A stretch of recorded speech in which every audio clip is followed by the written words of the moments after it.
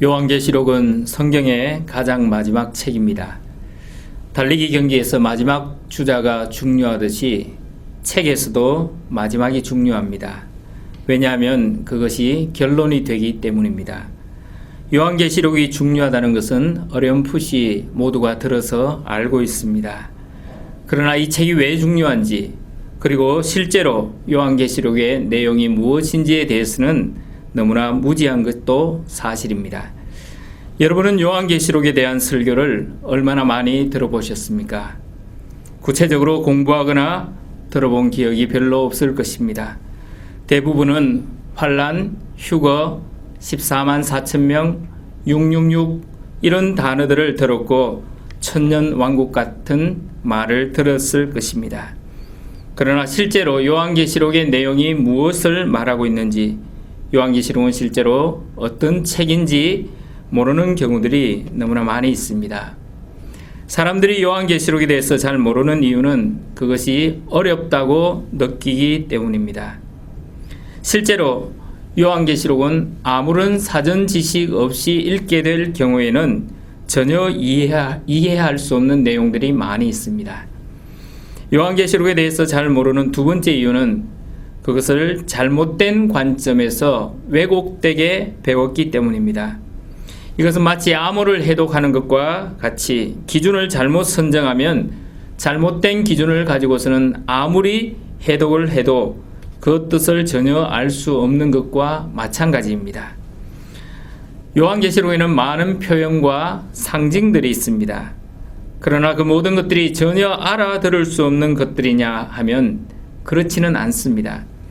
이 요한계시록을 처음으로 읽었던 독자들, 소아시아 지방에 있던 7교회 성도들은 그 뜻이 무엇인지 알았습니다.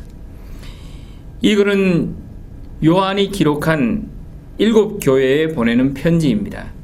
그러므로 첫 번째 알 수 있는 것은 7교회에 보내는 편지라는 사실입니다. 편지이기는 하지만 그 편지를 읽는 모든 사람들이 다 알 수 있도록 기록되어진 것은 아닙니다. 오직 핍박 가운데 있는 교회만이 알 수 있도록 암호화해서 기록했기 때문에 예수님을 믿지 않는 사람들이 읽게 되면, 당시에 로마 사람들이 읽게 되면 전혀 이해할 수 없는 말이기도 합니다. 요한은 당시에 유행하던 묵시문학이라는 방식을 이용해서 내용을 전달하려고 했습니다. 그렇지만 그 내용은 예언의 말씀입니다. 예언이란 것은 하나님의 뜻을 풀어서 설명하는 것입니다. 일종의 설교와 같은 것입니다. 그러므로 이 요한계시록은 일종의 편지이며 그 형식은 묵시문학적인 형태를 띠고 내용은 예언적이라 할 수 있습니다. 우리가 이러한 사실을 알고서 이 말씀을 대하게 되면 이 말씀은 어려운 암호가 아니라 우리가 이해할 수 있는 하나님의 말씀으로 우리에게 다가오는 것입니다. 이제부터 저와 함께 요한계시록의 놀라운 말씀 속으로 들어가 봅시다. 이 말씀을 읽는 자와 듣는 자와 지키는 자에게 복이 있다고 말씀했습니다. 원래 묵시문학이라는 것은 현재 자신들이 처해 있는 삶의 정황 속에서 종말에 일어날 하나님의 심판의 메시지를 던지는 것입니다. 그런데 묵시문학을 기록하는 저자는 자신의 입장을 현재의 입장에 놓지 아니하고 과거의 한 시점에서 미래를 이야기하는 형식으로 말하므로 그것이 현재 이루어지고 있다라는 의미를 가지게 합니다. 그래서 묵시문학은 그 저자가 항상 익명으로 되어 있습니다. 그러나 요한계시록은 저자의 이름이 분명히 밝혀지고 있습니다. 그것을 볼 때 우리는 이 요한계시록에 구약의 선지자와 신약의 사도들의 선지서들의 종말적 완성이라는 관점에서 현재의 삶의 이야기를 익명을 통하지 않고서 구체적으로 전달하고 있다는 것을 알 수 있습니다.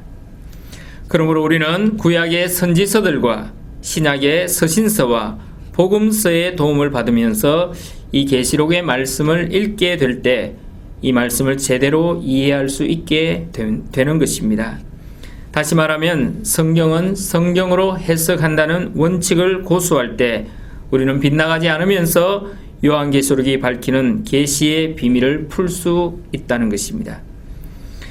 1장 1절의 말씀에 예수 그리스도의 계시라고 말씀했습니다.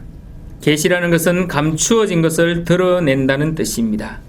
예수 그리스도는 영원하신 분이십니다. 예수 그리스도는 하나님의 구원의 계획을 완성하신 분이십니다. 그것은 감추어졌던 것입니다. 그런데 그것이 예수 그리스도를 통하여